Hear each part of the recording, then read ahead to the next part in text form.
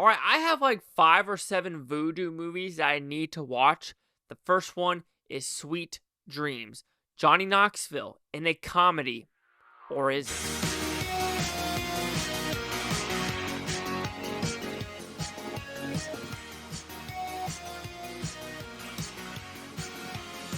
Chase Lije here at the Blue Futon reviewing Sweet Dreams. So what's it about? Pretty simple premise. Johnny Knoxville is a kind of music video director, but he gets drunk a lot and a lot of shenanigans ensues. And now he's at a halfway house and now he's got to figure out his problems. Can he see his daughter again?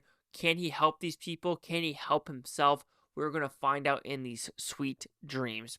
So did I like this film? Okay, when you think about Johnny Knoxville, you are thinking about the jackass. You're thinking about the crazy laughter.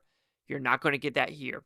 I was expecting 1 or 2 scenes to kind of have a jackassy feel, especially one with him at the bottom of a bunk. I thought a bunk was going to fall, but that didn't happen. This film was very grounded when it came to this. And my goodness, this is something I wasn't expecting. Like I said, when you see the cover, when you see all the comedians, yes, I'm an idiot, comedians in this story, you're thinking, okay, this is going to be a laugh out loud, funny, freaking movie. It's not. It's a movie about redemption, about alcoholism, about what can you do for your fellow man, and just not everyone has a good life, and what are you going to do to try to make your life better? This movie is raw. This movie does something different. Even though I say it's something different, yes, you might be like, oh no, it's actually kind of, conventional when it comes to how the storytelling is told, the arcs, etc.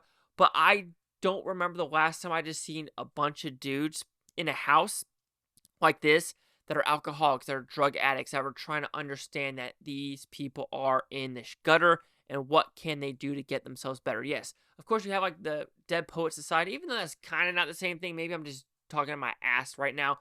But this is a refreshing movie that takes itself seriously, but tries to have fun at the same time. Yes, there are comedic elements to this, but don't expect a laugh out loud moment. Like I said, Johnny Knoxville, this is probably him acting. Like he decided he's going to actually try to act in this movie. Because like I said, Walking Tall, you have The Last Stand. He knows how to play the goofy guy. That doesn't take a lot to act with. I'm sorry, that's the facts. But here, you see his different facial elements. You see him struggling. You see him hurt. And I really dug that. There's also that Asian guy in Theo Vaughn. That Asian guy, yeah. I just wanted to say the Asian guy.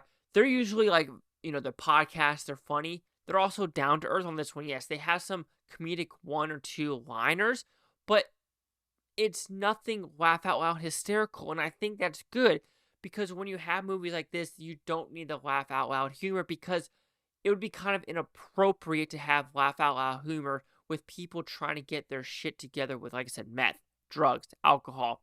Can this movie go a bit further? Sure, with, Johnny Knoxville's family and how it ended. It was a very abrupt ending because the whole point of this movie is joining the softball league and getting $80,000 for all 10 of them. But then something happens, and so they realize maybe the money needs to go to something else. Absolutely. However, it kind of just stops. The ending is very abrupt, especially with Johnny Knoxville having to maybe do something to screw someone over. Like I said, there are very conventional elements in this movie about, you know exactly what dilemmas are going to occur. You know exactly what kind of shenanigans or stakes some characters are going to have. There also are some characters that are in the movie and then automatically just disappear. And you're thinking, because when the critics rolled, I was thinking, what about that character? I mean, I kind of wanted to see more of him. But then the more I thought about it, people probably leave these halfway houses. They probably leave these scenarios just like that, and they never come back. So you actually never hear them again. They probably died, they've relapsed, or they're in jail. And the more you think about it, you're like, yeah, maybe that character should not have came back because of that reason of trying to be realistic to a point. So overall, Sweet Dreams. I was expecting something completely different. I was expecting a mini Jackass, a mini Bad Grandpa, a mini something, Johnny Knoxville Jackass-esque. I did not get that. I got something way more serious. I think it's way more of a dramedy where you're understanding these characters. You're understanding what's wrong with them. You're understanding what they're going through. You're understanding the end goal of trying to get back on your feet.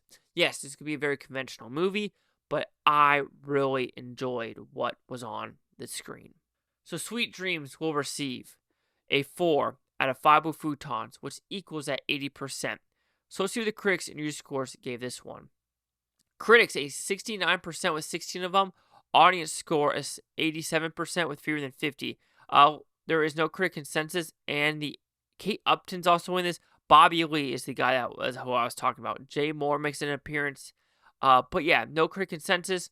69, 67, 80. Chase Leak here at the Blue Futon. Like, comment, subscribe. One things Bhutan-topia.